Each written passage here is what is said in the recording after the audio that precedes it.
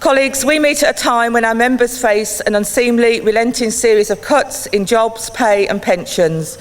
But we can be proud that our union is standing up for members and not giving in to this government's brutal policies.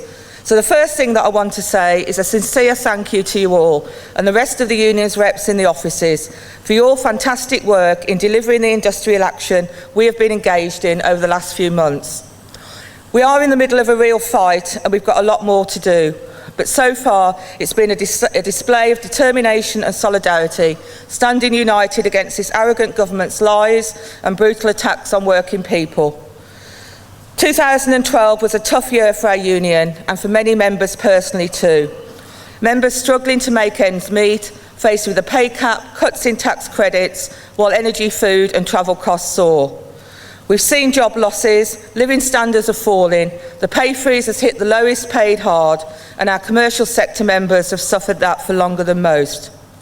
Facility time is being cut back, and some of you here today, including myself as a DWP worker, have used your own time to attend, for which on behalf of the NEC, I sincerely thank you.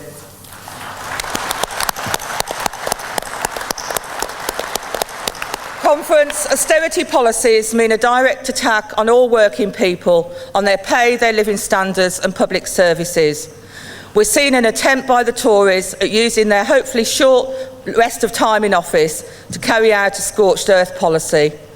A transformation of the welfare state that Thatcher could only dream of, huge cuts and the break-up of public services locally and nationally.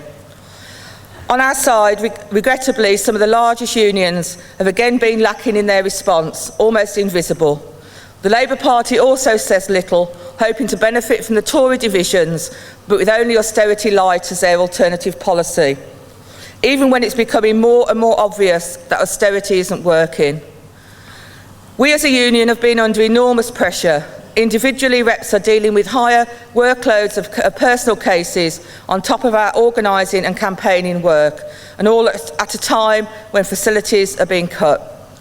Conference, I think we could sum it up as the government's got it in for us. They don't like us because we refuse to lie down and let them get away with it.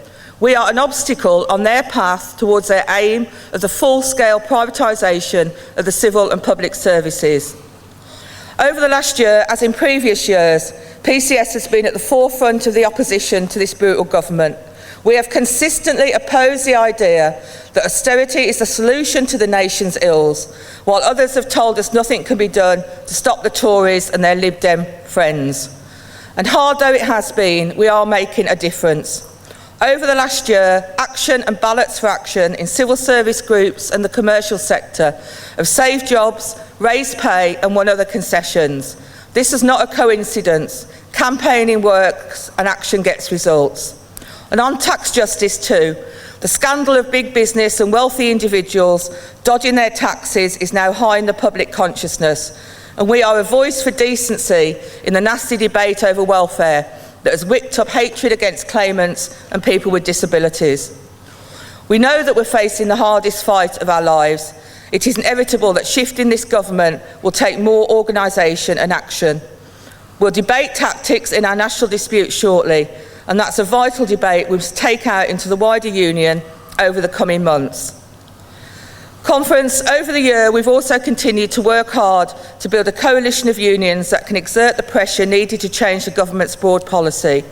In particular, we've worked more closely with Unite. Unite as a union shares our desire to see a fight back against the government's cuts. Unite's reps and ours have been collaborating in a number of areas, boosting our bargaining and organising power, and we'll have an important debate on our relationship with Unite tomorrow. Conference, we're living through hard times, and in hard times inequality rises. The government seeks to deflect the opposition to its cuts by turning young against old, private sector workers against public sector workers, migrants against those settled in this country, black against white, straight against gay, the able-bodied against people with disabilities. Equality is crucial to everything we do, and we fight discrimination to build unity and to build solidarity. And I'm particularly proud of PCS as practically a lone voice in standing up to this nasty party's demonisation of people on benefits. Conference, conference, we come here today in Brighton in solidarity with one another and all those struggling for decent lives. And in these times, solidarity across borders is vitally important. We've seen in Bangladesh how a race to the bottom can have lethal effects.